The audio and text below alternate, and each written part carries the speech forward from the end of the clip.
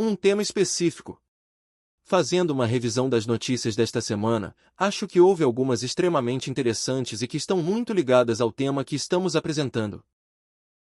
Mas antes gostaria de agradecer a Juan Carlos, porque obtivemos a imagem de um selo que foi emitido recentemente no Uruguai por ser o 150º aniversário da maçonaria no Uruguai.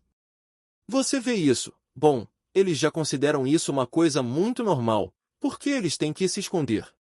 Não? E você já sabe que na América Latina é algo que está cada vez mais presente, certo? Não é como aqui que até o assunto é um pouco confuso, mas no Uruguai é abertamente. Porque até fazem selos. Você vê o compasso, o esquadro, típico, né? Mas vamos fazer a análise das notícias, ok? Vamos começar. 24 de setembro em La Vanguardia, o que diz? Na boca do líder da Revolução Islâmica no Irão, referência à conhecida conspiração judaico-americana que empurrou o Papa. Da Al-Qaeda, ocuparemos Roma. Você se lembra do que dissemos? Que esta frase já havia sido emitida, ocuparemos Roma, mas o que vale destacar aqui é como eles próprios falam da conspiração judaico-americana, dessa conjunção entre essas duas potências, certo? Vamos ver mais. Aqui temos duas coisas notáveis. Em relação a isso, veremos mais tarde se temos que ampliar o número de conferências ou não, porque ainda não se falou absolutamente nada sobre esse tema, mas é um tema extremamente impressionante. Diz. O outro tema de conversa no mercado é a grande manifestação do movimento islâmico de Israel que reuniu 70.000 pessoas em um Al-Fal na sexta-feira sob o lema: a mesquita Al-Aqsa em Jerusalém está em perigo. Já lhe disse, ainda não lhe mencionei nada sobre este assunto, mas se pensar um pouco, imediatamente se perguntará se a mesquita de Al-Aqsa em Jerusalém, que você sabe que é aquela com a cúpula amarela e dourada, está em perigo? Por que eu estaria em perigo? Quem a ameaça com isso? O que você quer fazer se isso acontecer?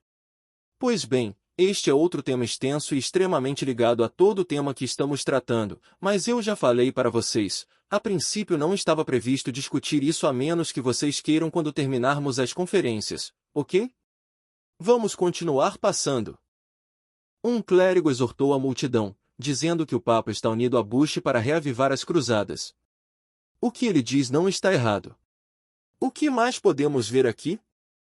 Este artigo vai servir de introdução ao tema de hoje. Ele também apareceu em um jornal e, bom, se destaca um pouco, olha, bom, vamos ler rápido.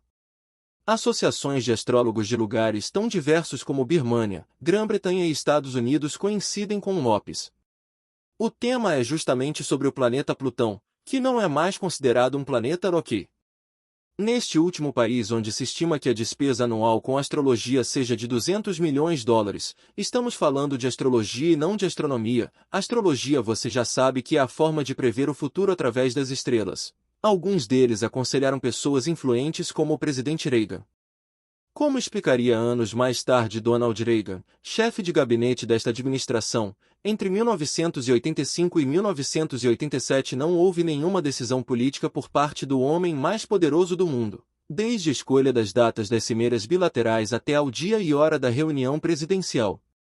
Juramento, que a astróloga matrimonial John Kigley não foi consultada. Incrível, parece que os principais políticos, antes de decidirem fazer qualquer coisa, consultam seus astrólogos, mesmo como vocês veem, marcando dias e horários específicos para fazer certas coisas, senão, eles não fazem. Nesta outra página, também continuação do mesmo tópico, diz. Para responder a esta questão devemos lembrar que o zodíaco, conhecido por todos, tem o seu origem na Mesopotâmia, atrás, quanto? Cerca de 5.000 anos. Em outras palavras, quando você pega uma revista ou um jornal onde há horóscopos ou você vai ou tem ou conhece pessoas que vão receber suas cartas ou contar o futuro através das estrelas, etc., pense que isso não é uma invenção recente nem de 100 anos atrás, mas já vem de 5.000 anos atrás e não é fato que digo, mas já aparece nos jornais. Vamos ver mais coisas. No entanto, a astrologia está longe de ser uma anedota. Na verdade, é um negócio importante, global e milionário, apoiado por mais de 54 milhões de entradas no Google. Isso está na internet, pessoas que verifiquem as coisas. que incluem vendas de informações e livros, mapas astrológicos, previsões personalizadas e sites de astrólogos. Tal como fizeram os Reagan no seu tempo, há muitas pessoas no mundo que não dão um passo sem consultar o seu astrólogo principal, virtual, telefônico ou real. Em Espanha não ficamos atrás. O estudo dos espanhóis realizado pela Fundação Santa Maria em 1999 revelou que 41% dos inquiridos acreditam em astrologia e horóscopos. Sim, não trouxemos hoje porque ninguém iria levar, justamente. Que coisas! Ok, vamos levar isso em consideração, obrigado. E agora, outra notícia, quinta-feira, 28 de setembro de 2006. Merkel denuncia autocensura. Do que eles estão falando aqui? Já repararam que esta mesma semana, na Alemanha, houve um conflito porque queriam apresentar uma ópera, escrita por alguém há muitos anos, por Wolfgang Amadeus Mozart, de quem dissemos que tinha pertencido a uma loja maçônica e vocês sabem que tem gente que ele diz isso bem, que simplesmente se juntou aos maçons do bolso, por questões econômicas, para poder trabalhar, até porque a nobreza daquela época era essa, mas é claro, que interesse qualquer pessoa poderia ter em escrever uma obra chamada Idomeneu, o que é simplesmente homem contra os deuses, e nesta peça que queriam apresentar na Alemanha, um dos atores aparecia com as cabeças de Buda, Jesus Cristo, outro personagem e Maomé na mão. Então, com medo de que os fundamentalistas islâmicos causassem algum infortúnio, eles disseram, bem, não vamos apresentar isso. Claro que é difícil entender um pouco porque algo é preparado tanto, e quando está para ser feito aí eles dizem não, né? Podemos especular muito sobre isso. O que está claro é que Merkel, a presidente da Alemanha, o que ela fez? Bem, diga, como? Vamos nos deixar intimidar? Não, isso tem que ser feito. Porque senão, abre-se um precedente muito sério. Olha aqui, eles deram uma entrevista no Neue Presse, um jornal regional de Hanover. A chanceler federal, a democrata cristã Angela Merkel, descreveu a anulação de Idomeneu como intolerável. Devemos ter cuidado para não nos deixarmos intimidar pelo medo da violência radical. A autocensura por medo não é tolerável, disse Merkel. Bom, se esse trabalho for levado adiante, logicamente haverá represálias como já aconteceu e agora vamos ver, reparem que houve precedentes. Salman Rushdie, Taslima Nasrin, Naguib Mahfouz, a Baía de Béjar, o Grande Tamerlão, os desenhos animados de cerca de um ano atrás, e uma série South Park em que também aparecem temas conflitantes com o mundo do Alcorão. Então, reparem que assim como falamos, o confronto vem se preparando há alguns anos, longos anos, vocês já viram na Carta das Três Guerras Mundiais, não é questão de 2 dias atrás. O que acontece é que agora pode ser que esteja pisando muito no acelerador e em uma semana apareçam notícias impressionantes. Antes de começar o assunto, também, não sei se vocês notaram, se vocês lembram que em uma das cartas que mostramos semana passada, tinha aquela do Reformas Radicais, e comentamos que, graças a tudo que está acontecendo, as reformas da liberdade pessoal estão sendo cortadas em todos os lugares, e Bush aprovou esta semana outra grande lei, impressionante, aproveitando o momento em que seu povo iria votar, conseguiu vencer com uma minoria, com a qual foi aprovada uma lei tremenda, na qual, enfim, todas as liberdades que uma pessoa pode ter irão para o inferno, porque se disserem que você é um terrorista e apresentarem as provas, e além disso, a defesa não pode acessar essas evidências, então eles dirão que você é um terrorista. E se disserem que você é um terrorista, então você é um terrorista e eles podem mantê-lo preso pelo tempo que quiserem, antes de você ir a julgamento e muito de outras coisas. Bem, se você ouviu analistas no rádio ou na imprensa, isso é realmente tremendo porque a liberdade está desaparecendo totalmente. Este é o seu jogo como havíamos dito antes, certo? Bom, não sei se tenho outra notícia. Eu queria, antes disso, sim, teve outra notícia hoje, não sei se vocês já viram, o segundo, da Al-Qaeda, disse algo muito interessante, alguém sabe o que ele disse? Não? Bem, ele disse, entre outras coisas, que Bush é um mentiroso, voltou-se contra ele, chamou-o de mentiroso, mas também se voltou contra o Papa, e chamou-o de charlatão. Em catalão se traduz como boca fofa, boca molhada, ou seja, diz coisas que deveriam ser caladas. é um charlatão. Então, é claro, observem como aos poucos ou muito rapidamente, o fogo está aumentando, portanto, mais cedo ou mais tarde isso vai explodir. Quando você coloca tanto fogo nas caldeiras, elas acabam estourando, né? Bem, é isso que está sendo preparado. E agora vamos nos aprofundar no tema de hoje, que, como já falei, tratará exclusivamente de profecias e profecias cumpridas. Antes disso, vamos repassar uma notícia que apareceu em uma pesquisa anterior, em 1995. Observação. Jovem, crédulo? Disse. 22% dos jovens espanhóis acreditam em profetas escolhidos e 33% dizem confiar em horóscopos, segundo o relatório Juventude em Espanha 2000, elaborado pelo Instituto da Juventude. Curiosamente, os números relativos a ambas as questões aumentaram significativamente em comparação com o inquérito anterior, de 1995. Ou seja, quanto mais o tempo passa, mais as pessoas acreditam em assuntos de profetas, astrólogos, etc., que predizem tudo relacionado ao futuro. E reparem que estamos vivendo numa época em que justamente as pessoas, dada a situação mundial, se perguntam o que vai acontecer com este mundo. As pessoas percebem que este mundo não vai bem, mas ele também se pergunta, o que vai acontecer comigo a nível pessoal? Ou com o meu? Não? Com a minha própria família as pessoas estão sofrendo alguma angústia, então quem é afetado por tudo isso? As pessoas procuram soluções e onde irão procurá-las? Na política? Em filosofia? Em nenhum dos dois, porque nenhum deles pode fornecer uma solução, mas note que até o próprio Reagan, para dar um pequeno exemplo entre muitos outros personagens, procura isso na astrologia, nos videntes do futuro. Mas você sabe? Clarividentes. Aqui temos a imagem de uma mulher com uma bola, exemplo característico de clarividência. Para saber se são muito bons ou maus, seus sucessos são medidos em porcentagens, você sabe? Aqueles que são considerados extremamente bons, eles próprios dizem, têm uma taxa de sucesso entre 20 e 30%, ou seja, eles têm uma margem de erro entre 70 e 80%. O que é uma margem de erro grande mesmo assim são os mais considerados por muita gente e chegam até eles as pessoas mais importantes do mundo. Mas você não gostaria de encontrar alguém que lhe desse 100% de fidelidade absoluta no cumprimento de suas previsões? Claro, porque se encontrarmos alguém que acerte 100% rapidamente descartamos o resto das pessoas que dizem, bom, acertei nisso e não acertei o outro. Vamos tentar descobrir hoje se realmente existe alguém que possa oferecer 100% de precisão no compliance, e por isso, sabe? Não vamos falar de Nostradamus ou do famoso Malaquias, mas dos profetas bíblicos que são talvez os maiores desconhecidos a nível geral e que terão de nos mostrar se as suas previsões de serem divinamente inspirados são verdadeiras ou são uma verdadeira fraude. E para isso teremos que argumentar e demonstrar com a história, quer isso tenha sido cumprido ou não.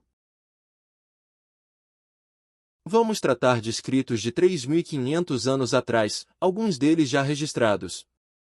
Não estamos falando de videntes que começam hoje a consultar algo sobre o futuro ou a fazer previsões, mas de pessoas que sequer existiram há 3.500 anos, outras bem, digamos 1.500 anos AC. Aproximadamente, outros até 100 depois de Cristo, estamos falando de pessoas que existiram há pelo menos 2.000 anos. Vamos ver se suas previsões realmente se concretizaram ou se são uma verdadeira farsa. Mas antes de tudo, você sabe que, até agora, todas as vezes que ensinamos um texto bíblico para você, mostramos aqui você poderia acompanhar, certo? Pois bem, já lhe disse antes que não vamos tratar com Nostradamus ou outros profetas ou videntes que não cumprem 100% de infalibilidade, mas com aqueles que a conseguem. Pensemos também numa coisa, até agora tudo o que temos mostrado sobre o aspecto da maçonaria, do luciferianismo, etc., tem plena ligação com Nostradamus e outros videntes que o mundo em geral tem considerado como autênticos profetas e os segue. Como esses personagens vêm do mundo das trevas, do mundo de Lúcifer, eu pessoalmente não vou lidar com eles, mas o que vou fazer é pairar sobre esses outros que são divinamente inspirados. E o que vamos fazer hoje é distribuir alguns livros. Não existe um para todos, então será dado um para cada 2 pessoas, para que você mesmo possa pesquisar os textos. Você sabe? Tem gente que quando pega uma Bíblia fica assustada e diz: opa! Isso é assustador para mim, não é? Bem, temos feito isso até agora. Você não ficou assustado com nada que lemos? Pois bem, agora você terá Bíblias em mãos e você mesmo poderá verificar se o que vamos ler está escrito aqui ou é uma invenção minha, que eu montei. Todas as Bíblias são iguais, portanto, cada vez que eu lhes contar um determinado texto de um profeta, vou citar a página onde ele se encontra. As páginas são numeradas, tem pequenos números que ficam mais ou menos na metade do livro, no topo de cada página. Se bem me lembro, depois vou lhes dizer o nome do livro ou do profeta e assim vocês poderão procurá-lo todos ao mesmo tempo. Se você abrir qualquer Bíblia, verá que ela está dividida em capítulos que são alguns números grandes e mais grossos e outros números menores. Os números grossos são os capítulos, são as subdivisões que foram feitas, não pelos próprios profetas, mas depois para poder encontrar mais facilmente os textos e versículos. Os versos são os menores números que existem, portanto, quando eu contar um texto para vocês, eu direi, o capítulo, que é um número grande, e o versículo, um número pequeno, para que todos vocês procurem, ok? Apesar de tudo, se alguém tiver problemas de visão, isso também aparecerá aqui na tela, desde que não tenhamos problemas no computador.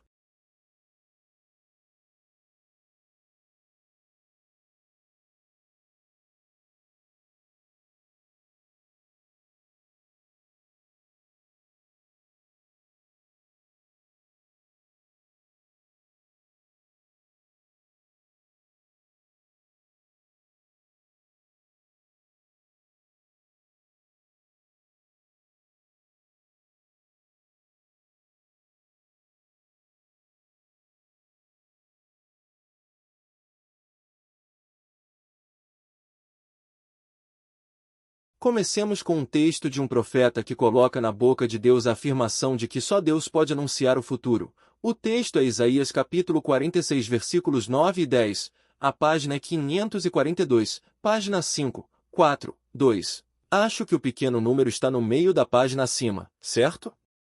Ok, então você achará mais fácil. Página 542.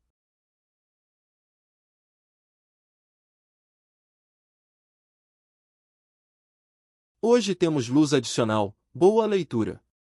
Bem, vocês mais ou menos têm isso. Procure o capítulo 46, que é um número grosso, versículos, números pequenos, 9 e 10. Vamos ler. Vou ler para você daqui, ok? Você pode segui-lo em suas Bíblias. O texto diz de acordo com Isaías. Lembrai-vos das coisas passadas desde a antiguidade, que eu sou Deus, e não há outro Deus, não há outro semelhante a mim. Que anuncio o fim desde o princípio, e desde a antiguidade as coisas que ainda não sucederam, que digo, o meu conselho será firme, e farei toda a minha vontade. Como já lhes disse, o profeta Isaías diz isso referindo-se a Deus. Ele diz, ninguém mais pode prever o futuro, pare com suas bobagens, só eu, Deus, posso prever o futuro. Vamos ver se isso é verdade ou apenas uma fantasia, você me entende? Uma afirmação absurda. Para fazer estes textos ele diz que usou profetas e apóstolos. Vamos ler os textos. Procure a página 881, página 881. O livro se chama Hebreus e capítulo 1, versículo 1. Todos vocês têm a página 881? Hebreus 1, 1. O texto diz: havendo Deus antigamente falado muitas vezes, e de muitas maneiras, aos pais, pelos profetas, a nós falou-nos nestes últimos dias pelo Filho. Ver? Os profetas foram os usados, diz Deus, para transmitir a sua mensagem, mas quem mais, além dos profetas dos tempos antigos, transmitiu a mensagem? Procure outra página, página 870. Estamos lançando os alicerces antes de nos aprofundarmos na profecia, ok? O livro se chama 1 de Tessalonicenses capítulo 2, versículo 13, página 870.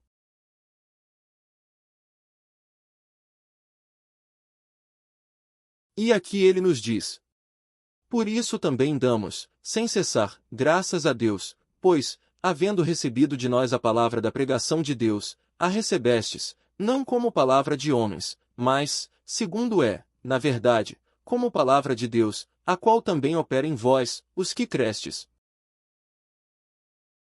Quem escreveu aqui foi o apóstolo Paulo, então quem estava sendo usado? Aos profetas e apóstolos, aos discípulos de Jesus, vocês entendem? Discípulos e outro apóstolo como Paulo que não fazia parte de sua comitiva. Pois bem, como já lançamos os alicerces, vamos dizer um texto que pode parecer um disparate solene, então teremos que verificar se isso é verdade ou não. O texto está na página 878. Se você pesquisar nas páginas 878, o livro está segundo de Timóteo capítulo 3 e versículo 16. Se não cabe atrás, pode ir sentar como quiser com calma, sem pudor nenhum. Este texto diz: toda a Escritura, referindo-se a toda a Bíblia, é divinamente inspirada, e proveitosa para ensinar, para redarguir, para corrigir, para instruir em justiça.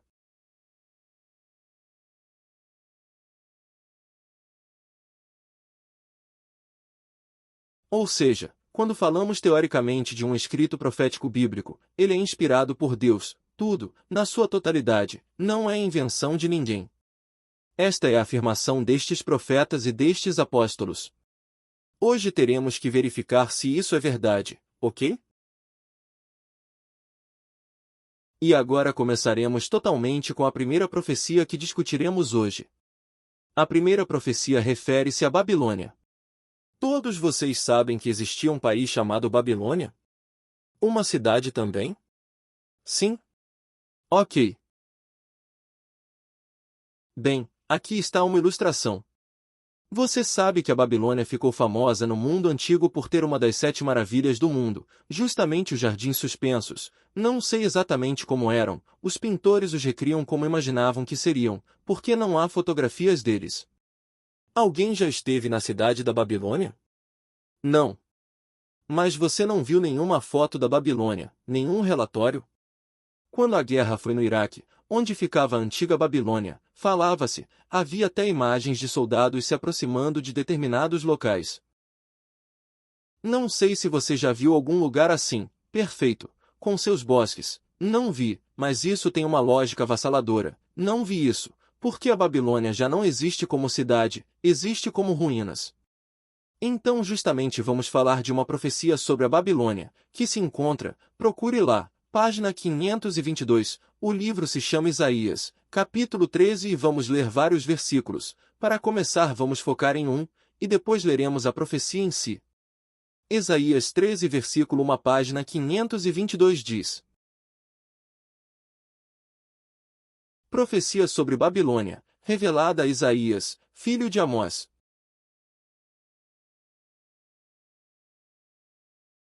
Por que você coloca isso?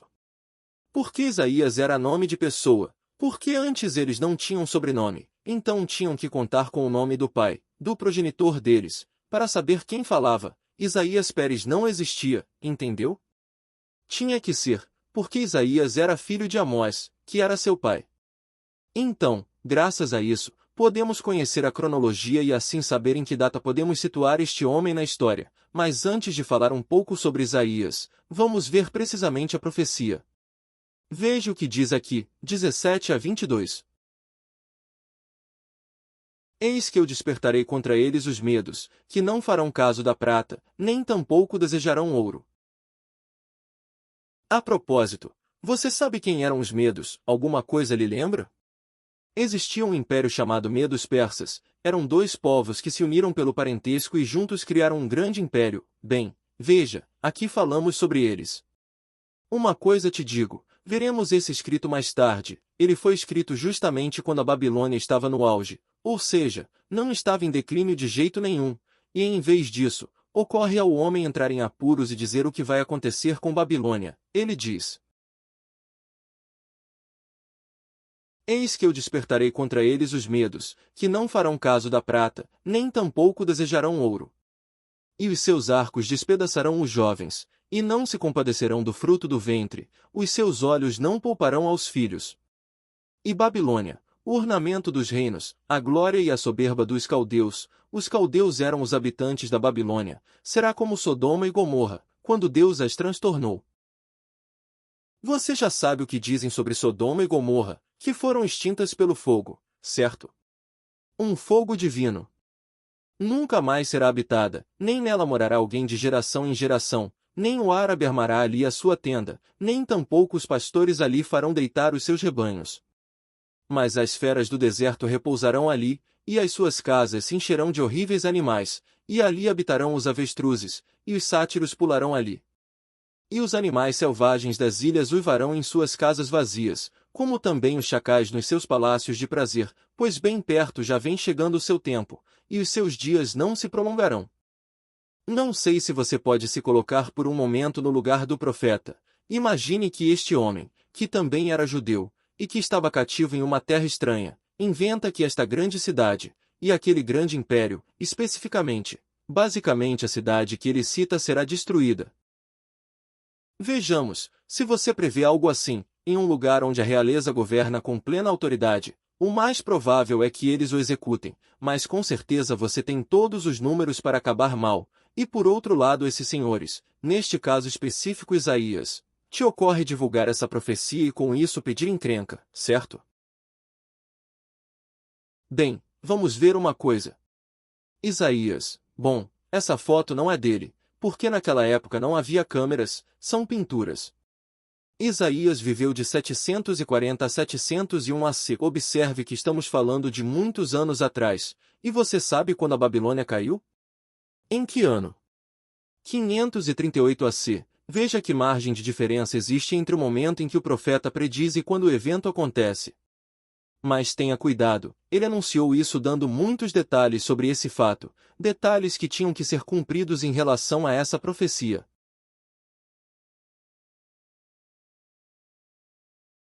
Se olharmos através da história, foram precisamente os medos que se levantaram contra a Babilônia. Na próxima reunião vamos até discutir a fundo como tomaram a Babilônia, porque é bastante interessante.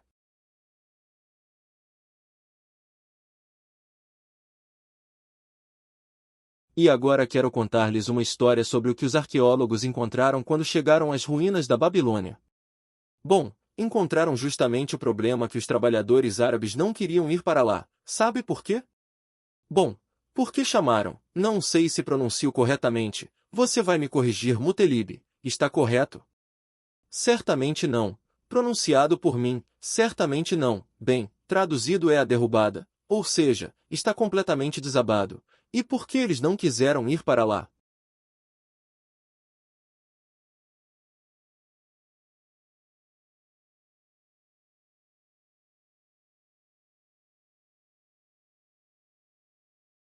Este homem era um arqueólogo chamado Layard. Após visitar o sítio da Babilônia em 1845, ele fez uma descrição detalhada na qual se encontram os parágrafos seguintes.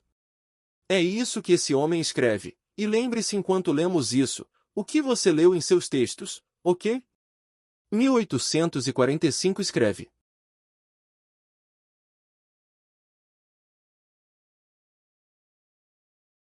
Pilhas uniformes de entulho cobrem a superfície do terreno por muitos hectares. Por toda parte se vêem fragmentos de vidro, mármore, cerâmica e tijolos com inscrições, misturados com aquele solo salgado e esbranquiçado causado pelos restos de antigas tocas e que impede e destrói a vegetação, tornando o local da Babilônia um lugar desolado e um deserto horrível. As corujas, que são de uma variedade grande e cinzenta, muitas vezes emergem em grandes bandos dos arbustos esparsos, e o chacal imundo espreita entre os sulcos. O monte estava cheio de buracos grandes, entramos em alguns deles e os encontramos cheios de esqueletos e ossos de animais recentemente comidos. Um cheiro fétido e intolerável vinha daqueles restos repugnantes, bem como das galerias convertidas em cavernas de animais selvagens que se dirigiam às galerias pela parte superior do monte.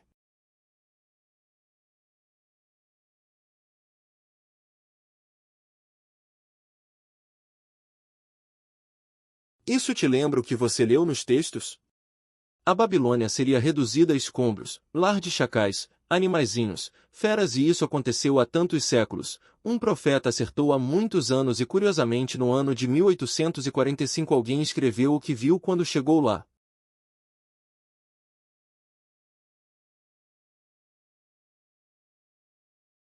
Mas atenção! Você vê a Babilônia como cidade, foi reconstruída novamente? A Babilônia como tal existiu novamente? Não, ainda está em ruínas. O texto dizia que ninguém mais voltaria a morar lá. Em outras palavras, se você decidir agora ir e colocar sua casinha lá, você vai jogar essa profecia por terra. E eu me pergunto por que depois de tantos anos ninguém fez isso ainda? Se a profecia for verdadeira, ela continuará se cumprindo, entendeu? Você seria capaz de fazer uma previsão com essa precisão absoluta? Eu não. Se você tem esse dom, em boa hora.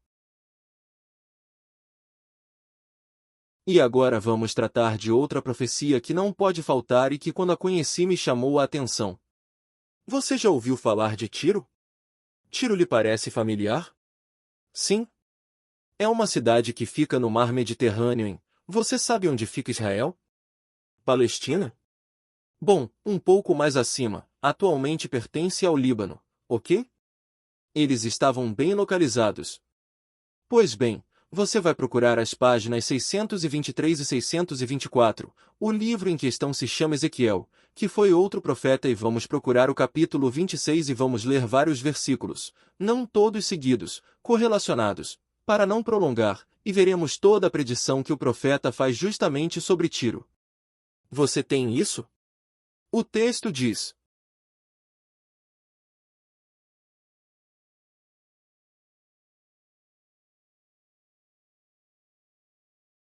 Portanto assim diz o Senhor Deus, eis que estou contra ti, ó Tiro, e levantarei contra ti muitas nações, como o mar faz subir as suas ondas. E demolirão os muros de Tiro e derrubarão as suas torres, e varrerei dela o seu pó e a deixarei como uma rocha lisa. Enfatizo esta frase, vou deixar como uma pedra lisa. Uma rede espalhadora estará no meio do mar, não se esqueça desta frase, porque eu falei, diz o Senhor Deus, e será saqueado pelas nações. Estamos lendo do 3 ao 5. Agora vamos ler mais versículos, o 7. Pois assim diz o Senhor Deus, eis que desde o norte trarei contra Tiro Nabucodonosor, rei da Babilônia, rei dos reis, com cavalos, e carros, e cavaleiros, e tropas, e muito povo. Não sei se vocês estão percebendo os detalhes, o profeta ousa dizer, quem vai atacar Tiro, além de como Tiro vai ficar, ok? É como se hoje eu falasse, olha, vem alguém de Valladolid que mora em uma determinada cidade aí, chamado Pepe, ok? E ele virá aqui mesmo e fará aquele que você não vê e em 20 dias eu acertarei. Você não vai se surpreender? Bem, o profeta fez isso com muito mais antecedência. Mas vejamos mais textos, versículo 12. E roubarão as tuas riquezas e saquearam as tuas mercadorias, arruinarão os teus muros, derrubaram as tuas casas preciosas, porão as tuas pedras, a tua madeira e o teu pó no meio das águas. Versículos 14 e 15. E farei de você uma rocha lisa, você será um varal para redes e nunca mais será edificado, porque eu, o Senhor, falei, diz o Senhor Deus. Assim diz o Senhor Deus a Tiro, não tremerão as coisas ao som da tua queda, quando os feridos gritarem, quando eu fizer matança no meio de ti. A descrição que ele deu de Tiro não foi muito lisonjeira, não é? A verdade é que se alguém habitar em Tiro, deveria pensar duas vezes antes de fugir da cidade antes que isso acontecesse, se realmente acreditasse que isso veio de Deus. Ezequiel. Olha, vamos nos situar no tempo. Ele viveu entre 592 e 576 e estava nos contando aqui sobre um personagem, o rei Nabucodonosor, rei da Babilônia, rei dos reis, muito poderoso, certo? Que viveu entre 604 e 561 AC. E agora vamos ver um pouco da história. Primeiro vamos mostrar a imagem de um homem que também tem a ver com o assunto. Bem, este é Nabucodonosor. E agora vamos ver outro homem. Você sabe quem é esse homem? Sim, muito bem, Alexandre, o Grande. Que vista, Alexandre Magno! O que Alexandre Magno tem a ver com tudo isso? Você sabia que Alexandre Magno pertencia exatamente a qual império? Do grego, certo? Um filme sobre Alexandre Magno foi feito há relativamente pouco tempo. Bem, vamos olhar um pouco para a história. Nabucodonosor, rei da Babilônia, planejou ir e sitiar Tiro, a cidade murada. Você sabe quanto tempo? Nem um dia, nem 2, nem 3, nem 4, durante 13 anos. Antes eles eram um pouco rudes fazendo as coisas, ou seja, quando iam sitiar uma cidade, eles sitiavam bem, e do que eram encarregados? Bem, uau! Vamos ver! Vamos cercar a cidade. E como ela é morada, quem é o bonito que se atreve a sair? Como eles não vão desistir, ou pelo menos é isso que eles tentariam, não desistir, a gente vai esperar eles saírem, quando eles saírem, para depois receber, né? E se não, nós os levamos cativos. O que eles estavam fazendo com isso? Bom, claro, os habitantes acabavam a comida, terminavam a bebida, começavam a matar uns aos outros, e dependendo de onde, até comiam uns aos outros, mães, filhos, etc. Isso aconteceu em Jerusalém entre outros lugares e claro, chega um momento em que eles se rendem completamente ou morrem, e quando já estão extremamente enfraquecidos, geralmente no final, o que o rei disse? O que estava acontecendo? Bem, uau! Vamos arrombar a porta e entrar e subjugar completamente os 4 que restam, assim, mais ou menos. Mas você sabe o que aconteceu? O rei Nabucodonosor, depois de 13 anos, recebe notícias do estado e tem que se aposentar, não pode mais ficar, e os de Tiro ficam muito felizes, parecia que tudo estava indo bem até então. Aliás, os habitantes de Tiro eram fenícios. Você conhece os fenícios? Foram comerciantes que enriqueceram aproveitando as costas do mar Mediterrâneo, e que chegaram até Girona, a Costa Brava, em Ampurias, em Rosas e arredores.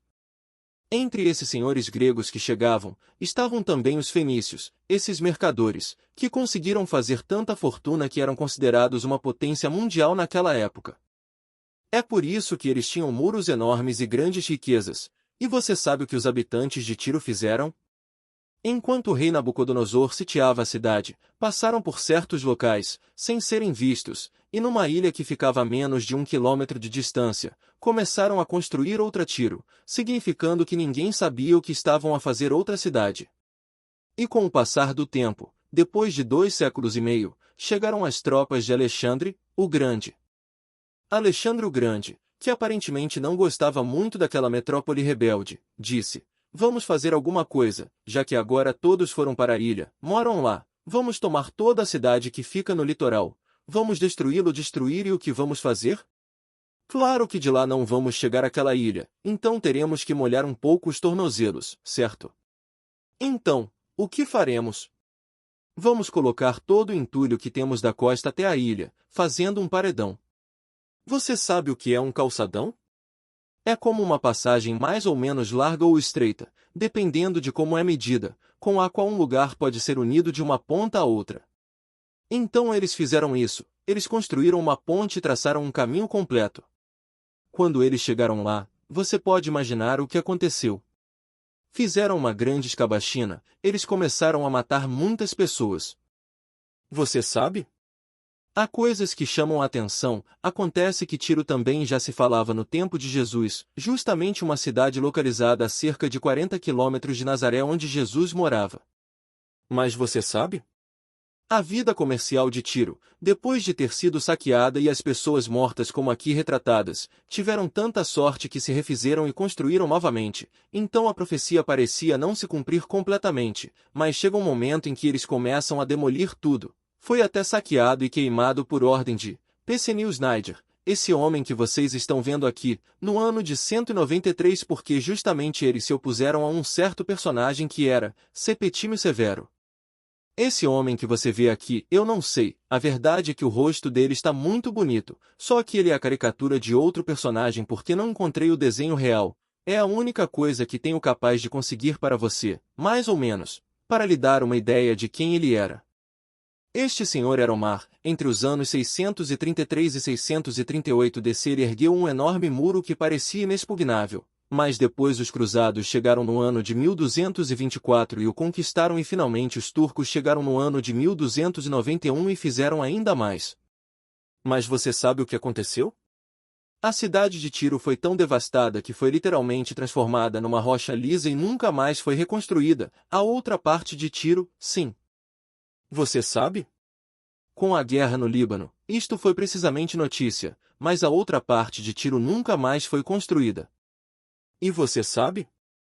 Pude ver um documentário há aproximadamente 5 anos na televisão onde Tiro ainda era visto como uma rocha lisa, realmente lisa, mas atenção, havia um detalhe muito importante na profecia. Você sabe para que seria usada? O texto dizia?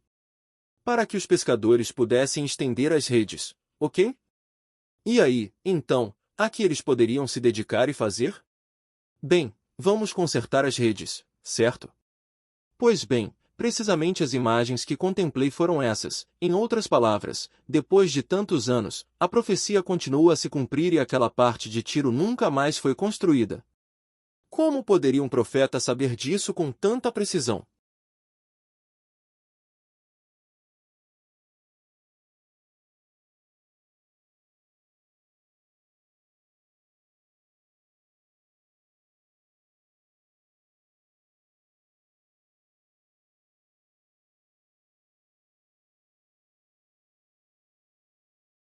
Havia um viajante antiquário chamado Thomas Bruce que era conde de Elgin e ele foi até Tiro em busca de algum objeto que pudesse lhe interessar, e lá encontrou algumas colunas afundadas que parecem ter acabado de ser derrubadas pelas ondas. E em suas anotações ele deixou escrito o que testemunhou. Só a curiosidade me levou a passar por Tiro e fui a triste testemunha do cumprimento das profecias. Dois miseráveis pescadores, depois de terem pescado alguns peixes, acabavam de estender as redes nas rochas de Tiro.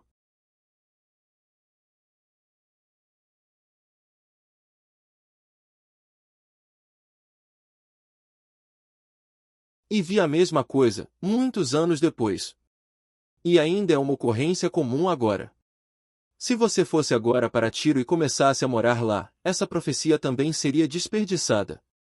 Portanto, todo o passado não serviria para nada, e tudo junto seria mentira. Você percebe a importância de observar cada detalhe?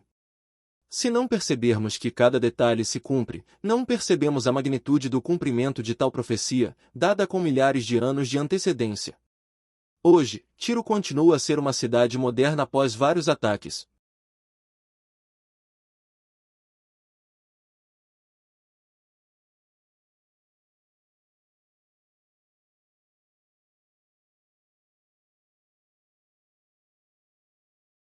Bem, agora vamos trocar e lidar com seu vizinho, Sidon. Sidon fica, digamos, aproximadamente próximo a Tiro e bem, este é Sidon. Você vê se há vestígios antigos aqui? Vamos falar sobre uma profecia que se encontra na página 626, o livro também é Ezequiel, o mesmo profeta de antes e o capítulo é 28, versículos 20 a 23. Diz assim: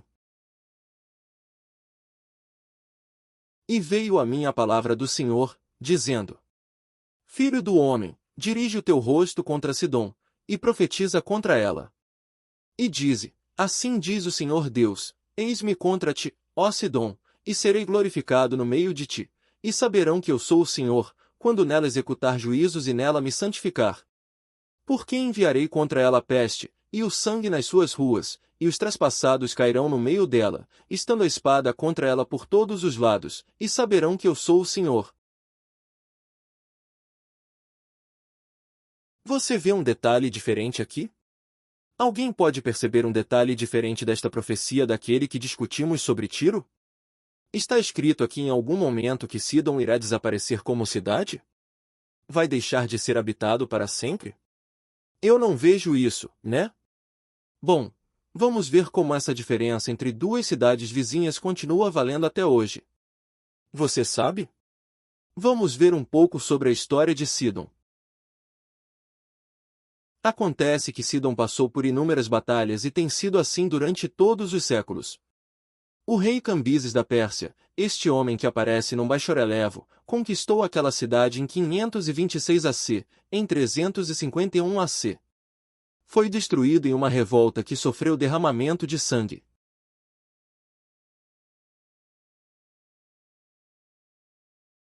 Quando se rebelaram contra os persas em 345 a.C., 40.000 dos seus cidadãos morreram. Naquela época as cidades não eram tão grandes, ou seja, para 40.000 pessoas morrerem numa cidade, era quase desaparecer completamente. O mais fácil era dizer, vamos para outro lugar, como já aconteceu tantas vezes quando tantas pessoas morreram em uma população. Bem, não, Sidom avançou novamente, foi reconstruído. Depois, também caiu nas mãos de Alexandre, o Grande, para variar, aproximadamente no ano 334 a.C., envolvendo-se assim na guerra de seus generais, pois Alexandre, o Grande, também terminou mal aos 33 anos e morreu em consequência de gula e excessos, etc., etc., e seus 4 generais não se amavam muito, ao que parece, mas amavam muito seu império e cada um começou a tomar sua parte nas tropas e na guerra entre si, com que o Império Grego começou a vacilar, porque não conseguia mais. Era tão poderoso quanto antes. Na época de Jesus Cristo, Sidom ainda era uma cidade rica e próspera. Depois vieram as cruzadas nos anos 1096 a 1270 DC. Foi sitiada diversas vezes, destruída mas sempre reconstruída. Em 1840 foi bombardeado pelas forças aliadas da Inglaterra, Áustria e Turquia e tomado pelo almirante Napier. Como esperado, logicamente houve muitas mortes e feridos. Mesmo na Primeira Guerra Mundial, também foi palco de diversas batalhas fortíssimas. Mas você sabe? Sidom ainda existe hoje, embora não se chame mais Sidom, se chama Saída, o nome não é o mesmo. Você já viu o cumprimento da profecia? Ainda está em vigor, Sidom ainda está de pé, mas Tiro, essa parte, não. Como pode um profeta saber algo de um futuro tão distante e fazer com que as coisas tenham esse cumprimento?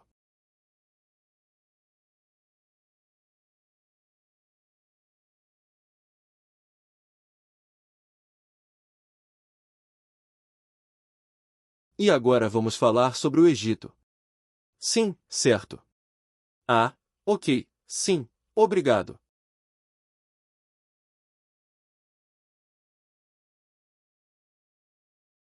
Você viu tudo isso na Guerra do Líbano que durou 33 dias. Quem atacou Sidom? Bem, os judeus, Israel, foram bastante maltratados, mas eles continuam reconstruindo e seguindo em frente. Você vê que perseverança, certo? E agora sim, agora vamos com o Egito. E sobre o Egito ele também escreveu Ezequiel, curiosamente. Nas suas páginas está em 626, 627 capítulo 29, versículos 9 e 10 e depois continuaremos lendo outros textos, e diz: E a terra do Egito se tornará em desolação e deserto, e saberão que eu sou o Senhor, porquanto disse, o rio é meu, e eu o fiz. Uma coisa, por que Deus diz do Nilo, é meu, eu o fiz? Como os egípcios consideravam o Nilo uma divindade absoluta, foi ele que lhes deu vida. Então, o que ele quer dizer com isso? Que ele está acima dos deuses egípcios, que eram muitos e entre os quais se destacava um, que era o Deus Sol, de quem tanto falamos nessas conferências, demonstrando sua ligação com a maçonaria, ok? Ele continua dizendo: Portanto, eis que eu estou contra ti, e contra os teus rios, e tornarei a terra do Egito deserta, em completa desolação, desde a torre de Siene até aos confins da Etiópia. Vejamos também os versículos 14 e 15. E removerei o cativeiro dos egípcios, e os farei voltar à terra de Patros, a terra de sua origem, e serão ali um reino humilde. Mais humilde se fará do que os outros reinos, e nunca mais se exalçará sobre as nações, porque os diminuirei, para que não dominem sobre as nações. E no capítulo 30, versículos 12 e 13 diz: E secarei os rios, e venderei a terra entregando-a na mão dos maus, e assolarei a terra e a sua plenitude pela mão dos estrangeiros, eu, o Senhor, o disse. Assim diz o Senhor Deus, também destruirei os ídolos, e farei cessar as imagens de Nofe, e não haverá mais um príncipe da terra do Egito, e porei o temor na terra do Egito. Não sei se você ficou atento aos detalhes deste texto, ele nos conta coisas realmente impressionantes. Se fizermos um pouco de história, quando Nabucodonosor se decepcionou depois de sitiar Tiro, ele marchou sobre o Egito para realizar saques, e naquela época o Egito era um império poderoso, o Egito estava bem, você sabe que era conhecido pelos faraós, certo?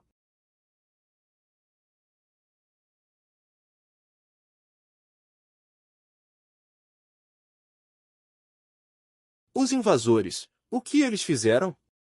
Pois bem, eles desembainharam as espadas e encheram, como esperado, a terra de cadáveres, e a história ensina que antes de Nabucodonosor, Neco, que era o faraó daqueles tempos, perdeu 100.000 dos seus melhores soldados.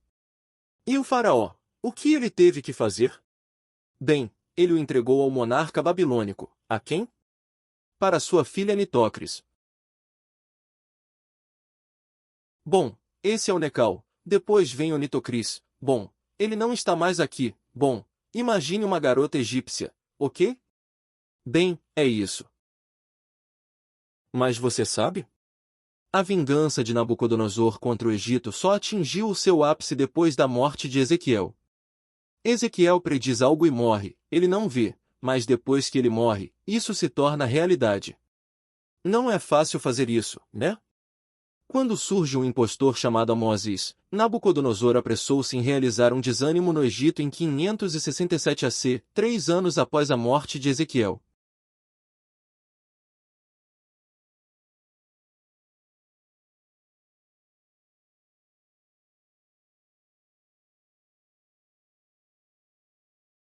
Como Ezequiel poderia saber disso?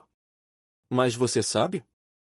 As previsões de Ezequiel sobre o destino do Egito foram além de seus dias. Ele anunciou a última invasão asiática do Nilo realizada pelos persas, esses senhores que vocês veem aqui, e a forma como as divindades de Tebas seriam destruídas. O que suponho você viu isso em mais de uma reportagem ou documentário, também em Aswan e Mênfis.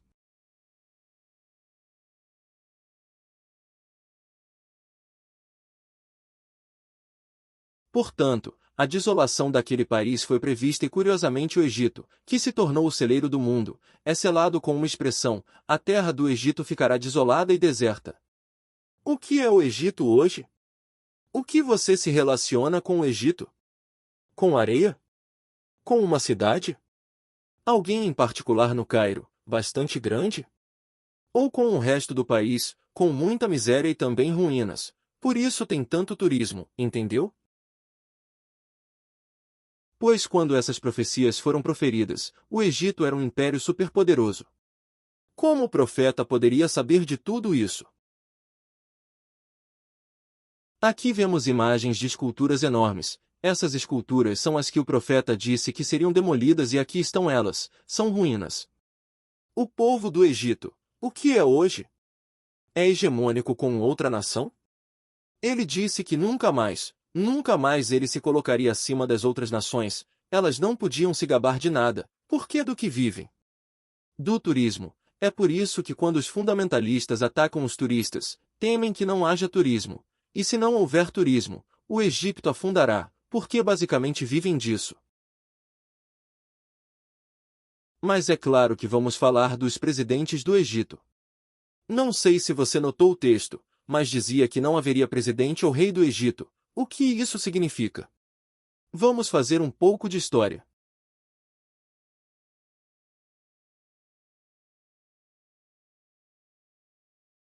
Acontece que os persas em 345 AC subjugaram o Egito, que estava em período de declínio, também se submeteram aos gregos, romanos, árabes, turcos, franceses e ingleses. Vejam todas as gerações de outras nações que ao longo dos tempos massacraram o Egito.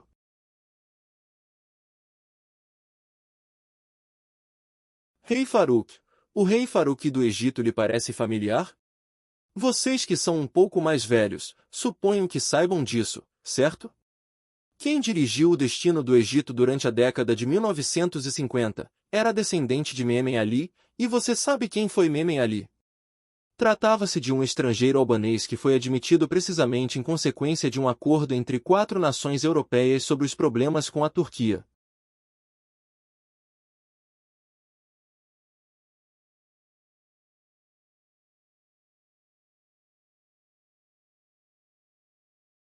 Portanto, o presidente não era egípcio. Quem atualmente governa no Egito? Você sabe disso? Hosni Mubarak, certo. Estamos errados sobre política internacional, certo? E Hosni Mubarak, ele é egípcio. Bem, ele também não é egípcio, ele também foi posto em prática justamente pelos interesses aliados europeus e percebem que como presidente ele está sempre ou quase sempre apoiando quem? Para os governos ocidentais, embora o seu povo diga que se está a tornar cada dia mais fundamentalista islâmico, eles estão a apoiar o povo o melhor que podem.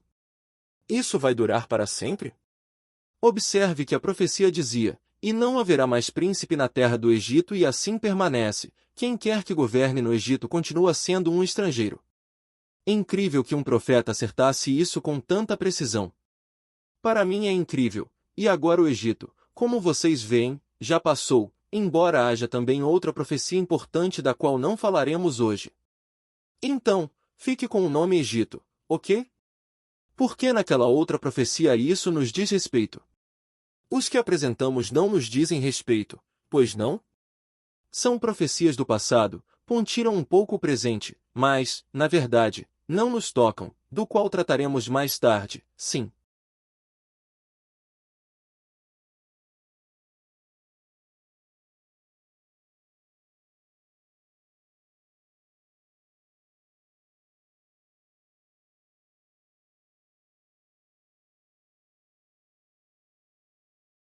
E agora vamos falar também dos judeus.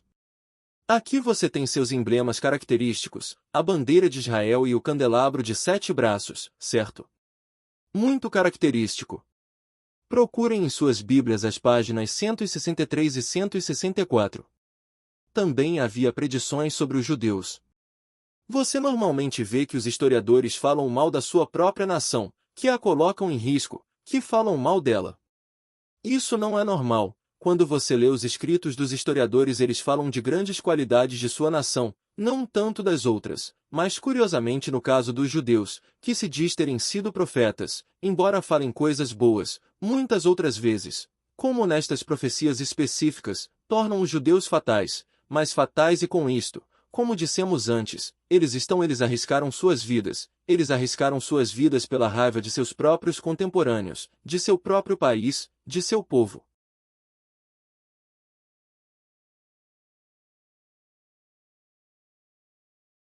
Bem, vamos nos aprofundar um pouco mais nessa questão dos judeus. Deuteronômio capítulo 28, se você lê isso em suas Bíblias, vamos começar com versículo 15. Será, porém, que, se não deres ouvidos à voz do Senhor teu Deus, para não cuidares em cumprir todos os seus mandamentos e os seus estatutos, que hoje te ordeno, então virão sobre ti todas estas maldições, e te alcançarão. Aqui Deus os avisou, eu te dei os 10 mandamentos, eu te dei estatutos para que a nação funcione, se você não fizer isso, você terá problemas, e que problemas são eles? Versículo 25. O Senhor te fará cair diante dos teus inimigos, por um caminho sairás contra eles, e por 7 caminhos fugirás de diante deles, e serás espalhado por todos os reinos da terra. Quer dizer, nada de bom, hein? Versículo 37. E serás por pasmo, por ditado, e por fábula, entre todos os povos a que o Senhor te levará. E era praticamente a cidade dele. Versículos de 64 a 67. E o Senhor vos espalhará entre todos os povos, desde uma extremidade da terra até a outra, e ali servireis a outros deuses que não conheceste, nem tu nem teus pais, ao pau e à pedra. E nem ainda entre estas nações descansarás, nem a planta de teu pé terá repouso, porquanto o Senhor ali te dará coração agitado, e desfalecimento de olhos, e desmaio da alma. E a tua vida, como em suspenso, estará diante de ti, e estremecerás de noite e de dia, e não crerás na tua própria vida. Pela manhã dirás, ah! Quem me dera ver a noite? E à tarde dirás: ah! Quem me dera ver amanhã? Pelo pasmo de teu coração, que sentirás, e pelo que verás com os teus olhos. Esta profecia foi escrita por Moisés no ano 1500 AC. Estamos falando de uma profecia escrita há 1500 anos sobre o seu povo, os judeus. E será que os judeus prestavam atenção em guardar os mandamentos de Deus, a nível geral? Não. O que o profeta descreve aconteceu? O que o profeta descreve aqui ainda está acontecendo? Se fizermos um pouco de história, percebemos que os judeus tiveram que fazer uma diáspora, fugir da sua terra porque foram atacados, foram massacrados, e nessa diáspora foram para todas as partes da Europa, norte de África e com o tempo chegaram a todas as partes do mundo. Os judeus estão espalhados por todo o mundo, mas por quê? Porque eles ficaram sem terra, né?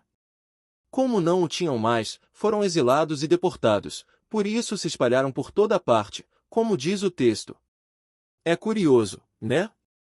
São o povo mais disperso do mundo, e o texto dizia isso, mas você notou que ele também disse que ele seria uma fonte de ridículo, de ditos? Quem não foi ridicularizado pela sua cultura, pelos seus ditos judaicos? Até por aqui já se ouviu dizer: você é mais cachorro que judeu, você é mais mesquinho que judeu, cachorro judeu, certo? Só que são coisas que ficaram na gíria. E pensar que os judeus estiveram aqui em Girona durante muitos anos e que eram basicamente o povo predominante na cidade.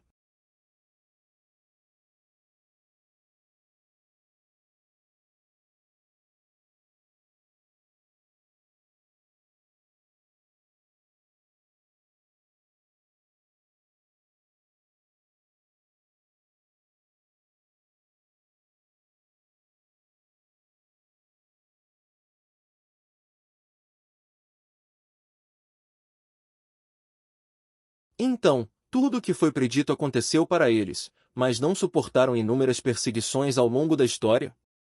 Se olharmos para o exemplo da Segunda Guerra Mundial, não estavam sequer marcados com a estrela de David para os distinguir? Tudo o que eles passaram a sofrer, e tudo o que estava previsto que aconteceria com eles por se afastarem de Deus, por não quererem prestar atenção, por isso essas desgraças viriam sobre eles. Quando fossem chamados para serem exemplo para todas as nações e proclamar o que Deus queria para todos, como eles não prestaram atenção nisso, todas essas coisas aconteceram com eles. Uma consequência terrível, né?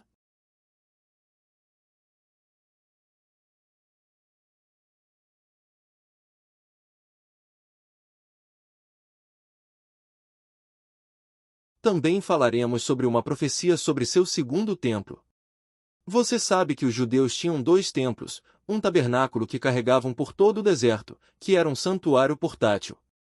Então, quando se estabeleceram em suas terras, eles montaram o famoso Templo de Salomão, do qual os maçons tiram muitas referências e bem, esse templo acaba mal e então com o passar do tempo, eles voltam do cativeiro, constroem outro templo, o segundo templo, do qual é feita uma reconstrução.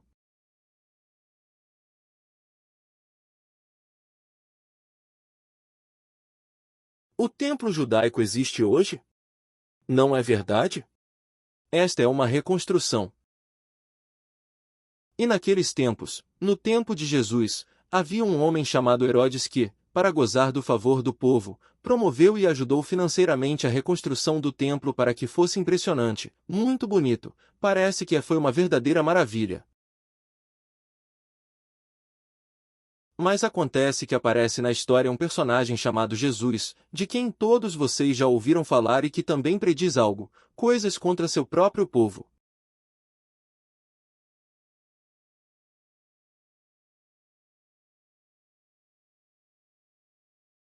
Você encontrará isso em uma parte da Bíblia que é o Novo Testamento, onde Jesus aparece na história. Página 715. O livro é chamado Mateus e capítulo 24, versículos 1 e 2. Observe o que Jesus diz. E, quando Jesus ia saindo do templo, aproximaram-se dele os seus discípulos para lhe mostrarem a estrutura do templo. Por que os discípulos fizeram isso? Como era um templo fantástico, os discípulos disseram: Olha, Senhor, que templo lindo nós temos! E Jesus os surpreende dizendo. Jesus, porém, lhes disse: Não vedes tudo isto? Em verdade vos digo que não ficará aqui pedra sobre pedra que não seja derrubada. Essa previsão aconteceu? Ou não aconteceu? Jesus morreu aproximadamente no 30º ano da nossa era, da era cristã, mas quando essa profecia se cumpriu? Por que foi cumprido, sabe? Pois bem, cumpriu-se precisamente no ano 70, 40 anos depois da morte de Jesus. E o que aconteceu? Justamente, durante uma revolta que ocorreu, os romanos se envolveram e mesmo tendo ordens estritas de não destruí-lo, de não atacar aquele templo, destruíram-no, queimaram-no e o que resta hoje deste templo?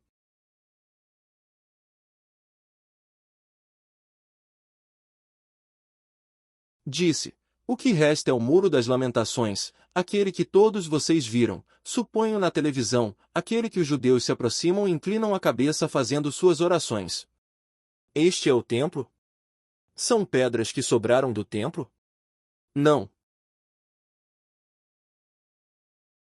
O que sobrou foi esse muro, era simplesmente um muro de contenção, porque o templo ficava acima. Portanto, isto não faz parte do templo.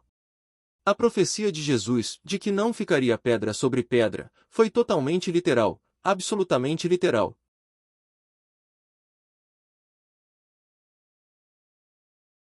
Procure também a página 767, o livro se chama Lucas, capítulo 21, versículo 24. Jesus também é quem está falando aqui. Observe o que diz.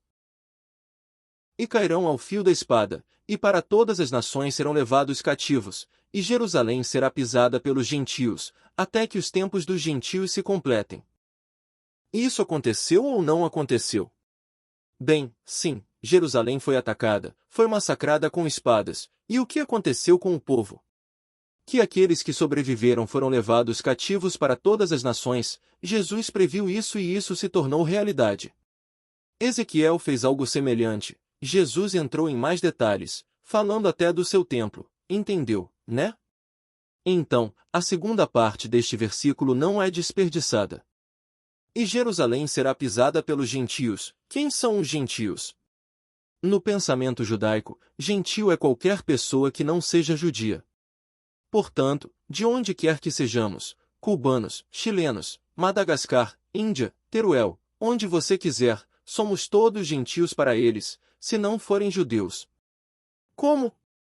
Então Jerusalém teve que ser pisoteada, ele diz, pisoteada, você sabe o que isso significa, certo? Até que os tempos dos gentios se completem.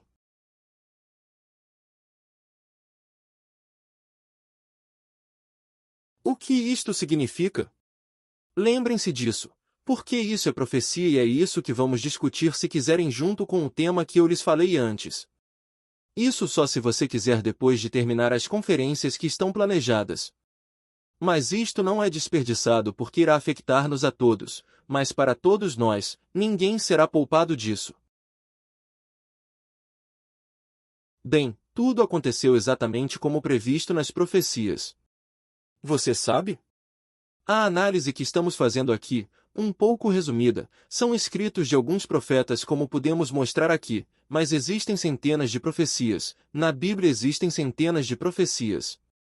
Lucas 21, 24 e todos eles foram cumpridos perfeitamente. Eles são os únicos médiuns que provaram ter 100% de infalibilidade. Portanto, se eu pensar um pouco, por quem vocês acham que serei governado? Por aqueles que têm uma margem de erro de 70 ou 80% ser o melhor ou por pessoas que me oferecem 100% de infalibilidade?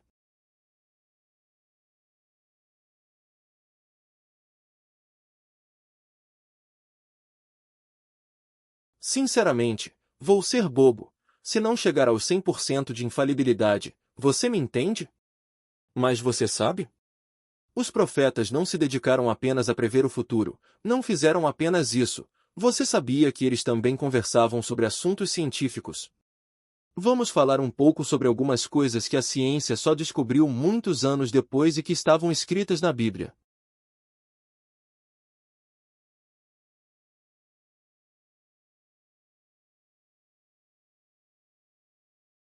Procure a página 405. O tema é gravitação universal. A Bíblia fala sobre gravitação universal? O livro em questão chama-se Jó, capítulo 26 e versículo 7. O texto diz: O norte estende sobre o vazio, e suspende a terra sobre o nada. Outra versão diz, sobre nada, diretamente. Claro, lemos isto em 2006 e dizemos, agora. E? Você sabe disso. Vamos lá, até um recém-nascido e uma criança que já estudou, né? Certo? Mas você sabe? Isso foi escrito por Moisés também há 1500 anos e falava de um personagem chamado Jó que viveu até antes do povo judeu, ou seja, há muitos anos e na boca desse personagem ele está dizendo que Deus estende o norte sobre o vazio e suspende a terra sobre o nada.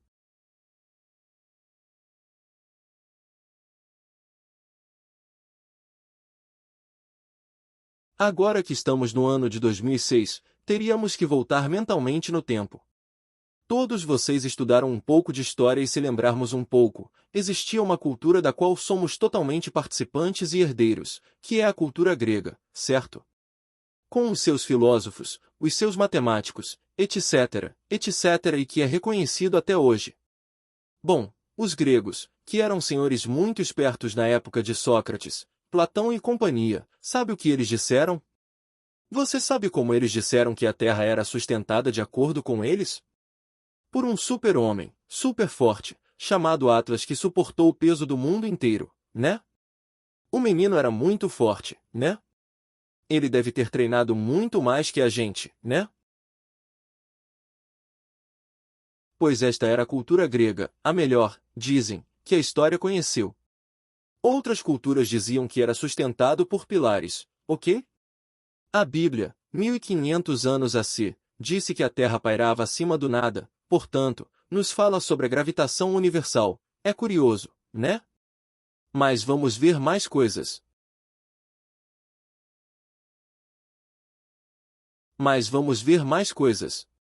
O incontável número de estrelas. Vejamos, você agora, que também foi à escola, diga também, as estrelas não se contam, e alguns, não sei se você já fez isso quando era pequeno e talvez nem tão pequeno, você terá saído para o campo e contado 1, 2, 3, 4, olha só. E você começa a contá-los um pouco assim, certo? Bem, você não foi o primeiro a fazer essa tentativa, hein? Vamos falar sobre uma profecia que se encontra na página 581 de suas Bíblias e foi escrita por um profeta chamado Jeremias. O capítulo é 33 e versículo 22. O texto em questão diz: Como não se pode contar o exército dos céus, ele está se referindo às estrelas quando fala do exército do céu, nem medir-se a areia do mar, assim multiplicarei a descendência de Davi, meu servo, e os levitas que ministram diante de mim. Ele está falando do povo judeu, que seria muito numeroso, e como exemplo usa as estrelas como amostra, Deus diz ao povo, como o exército do céu não pode ser contado. E nós hoje, em 2006, dizemos, bom, e daí? Todos nós já sabemos disso, certo? Não podemos contar a areia nem as estrelas. Voltemos à história. A propósito, Jeremias viveu entre os anos 645 a 586 para colocar você em perspectiva e escreveu isso no ano 604 AC. Veja, no século II a.C. o astrônomo grego Hiparco, esse homem, havia fixado o número de estrelas em 1, 2, 3, 4. 1022, não existe mais. Existem 1022 estrelas de acordo com Hiparco no século II AC.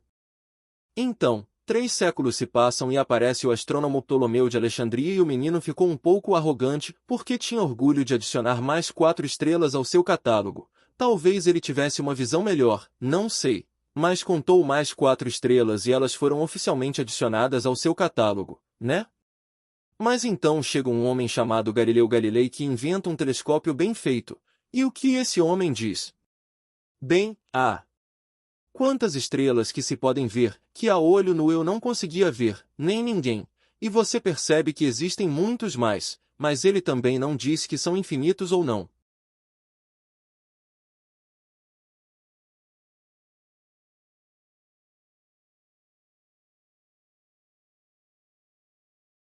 Atualmente, graças a que sabemos que as estrelas são infinitas, que não podemos contá-las. Como você diz? Eles são vistos sem telescópio. Sim, as estrelas são vistas sem telescópio, mas com telescópio você vê ainda mais, certo? Até contar 100, posso contá-los sem óculos. Que sorte! Eu sem óculos, nenhum. Bem, Galileu Galilei descobriu um telescópio melhor feito e viu muito mais estrelas.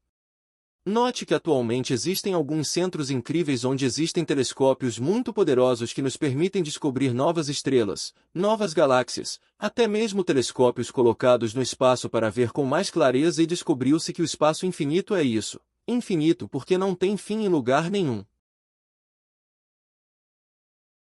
Bem, você vê como Jeremias antecipou bastante, nas palavras de Deus, não nas dele, porque há uma coisa certa, nenhum profeta jamais falou dizendo que o fez porque era o mais inteligente de todos, mas antes disse que o que profetizou foi porque Deus lhe disse isso, e isso deve ser levado em conta. É a grande diferença entre os videntes que hoje falam ao mundo e aqueles que se dirigem aos políticos e outras figuras, como dissemos antes, e o profeta bíblico, nada para ver.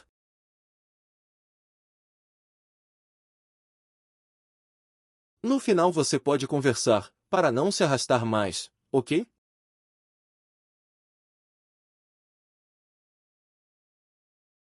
Tem uma coisa que também é interessante, os videntes, muitos deles dizem que também recebem revelações de seres orientadores, gurus espirituais. De quem eles vêm? De Deus ou da parte luciferiana? Lembre-se de como dissemos que não só houve aparições de seres angélicos bons e divinos, mas Lúcifer também faz a mesma coisa fingindo ser bom às vezes, ok? Ele ou seus anjos. Temos mostrado tudo isso aqui, certo?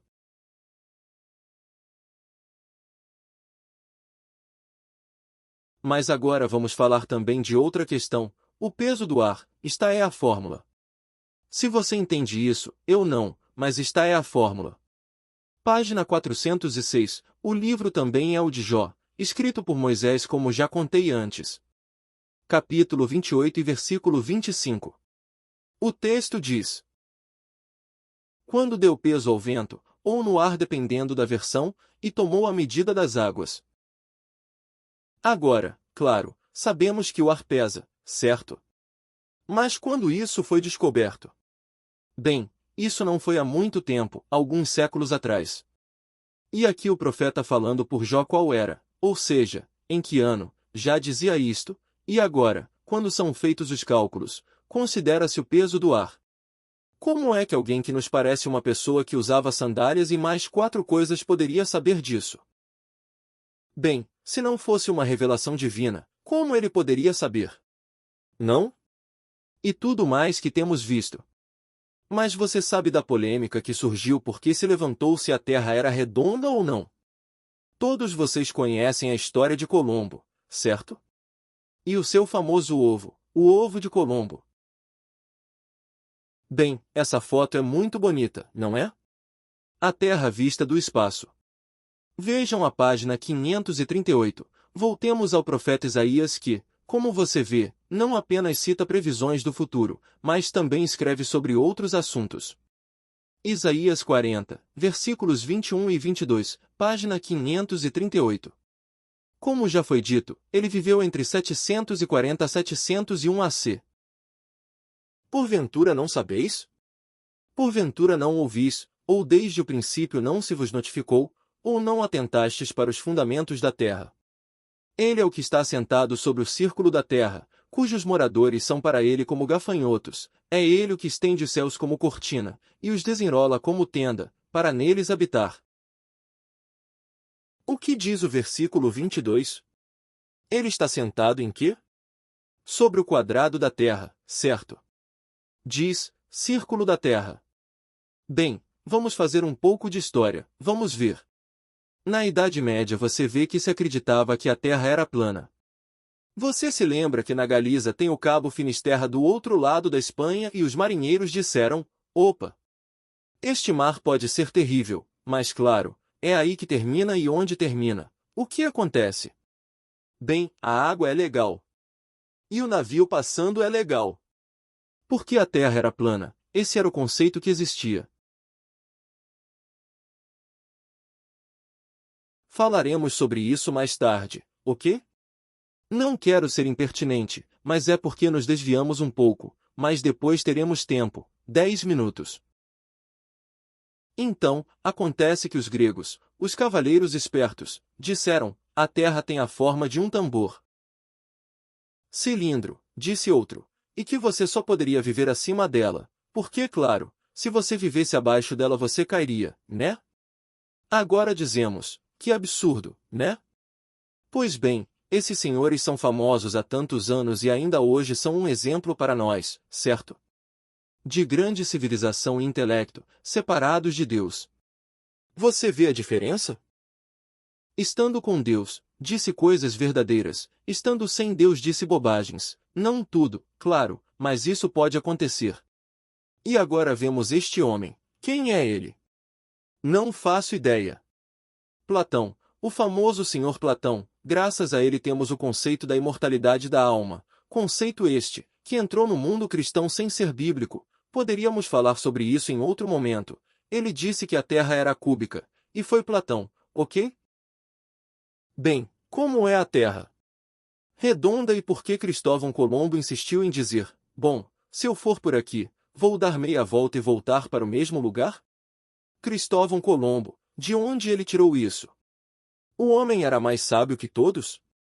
Pois bem, Cristóvão Colombo, além de ser quem era, estudou as profecias, e leu o texto que lemos antes e aproveitou para fazer o que fez, e agora todos sabemos que a Terra é redonda e ninguém mais duvida disso, acredita-se que seja um pouco achatado nos polos, mas é o círculo da Terra, ok? Concluindo, podemos dizer que poderíamos lidar com muitas profecias, mas só vimos o que diz respeito às já cumpridas. Talvez você possa dizer, mas isso está claro, são histórias passadas, mas foi necessário, entendo que foi necessário tratá-las, porque se verificarmos que não são bobagens e que foram cumpridas com uma quantidade tão grande margem de anos e com uma precisão tão impressionante, me faz pensar, e se esses profetas escreveram profecias para hoje, elas vão se cumprir ou não? Eles são verdadeiros?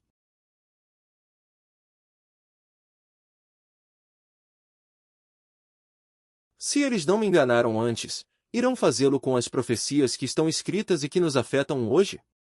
Além disso, muitas já estão se cumprindo e você nem sabe que são profecias? Mas e aqueles que virão no futuro?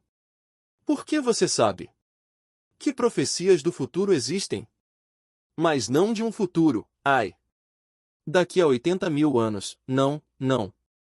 Quando estes textos falam de profecias do futuro, são profecias que quase já nos preocupam, porque faltam muito poucas para se cumprir e elas se cumprirão dentro de muito, muito pouco tempo, por isso devemos conhecê-las porque todos vamos ser alcançados por eles. Ninguém vai escapar se estiver vivo, é claro.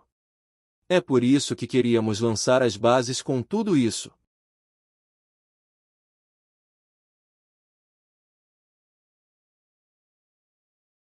Você sabe? Existe outro tipo de profecia na Bíblia, que é chamada messiânica, que dizia que haveria um Messias que apareceria na Terra em um determinado momento que faria certas coisas e que o mundo cristão diz referir-se a Jesus.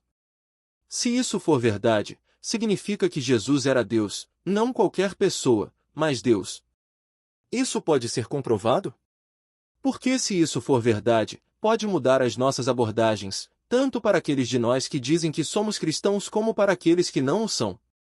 Isso pode ser comprovado?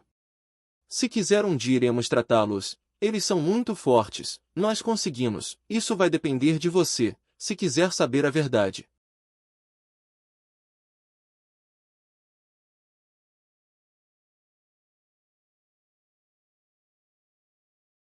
Mas bem, agora quero apenas apelar ao seu bom senso e se o que você viu até agora é verdade, encorajo-o a pensar, tudo o que vai acontecer não será verdade? Também pode ser demonstrado? Você sabe? Quando vamos falar de profecias presentes e futuras, quando se diz que as futuras estão muito próximas, já estamos vendo sinais de algumas delas, sinais completos e que, se soubermos o que vai acontecer, saberemos como ligá-lo ao que está acontecendo agora e devemos saber disso.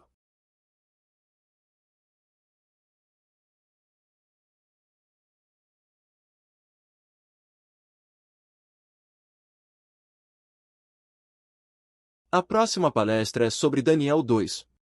Daniel é um livro da Bíblia. Vamos falar especificamente sobre um único capítulo.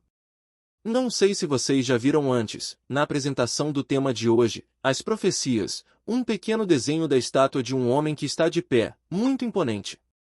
Vamos falar sobre isso e veremos que representa uma profecia que abrange o passado, e cuidado! Presente e atenção! Futuro próximo, e talvez seja para as pessoas que estão começando a aprender sobre a profecia, uma das mais tremendas que existem, que lhes permitirá perceber que nem tudo acontece só porque sim. Esta é a estátua em questão do que eu estava lhe contando. Obrigado. Portanto, o assunto termina aqui. O próximo encontro será sobre profecias que estão se cumprindo agora e se pudermos falaremos também sobre as futuras, ok? Agora, damos lugar a quem quiser falar. Acabou a fita? Faltam 4 minutos de fita.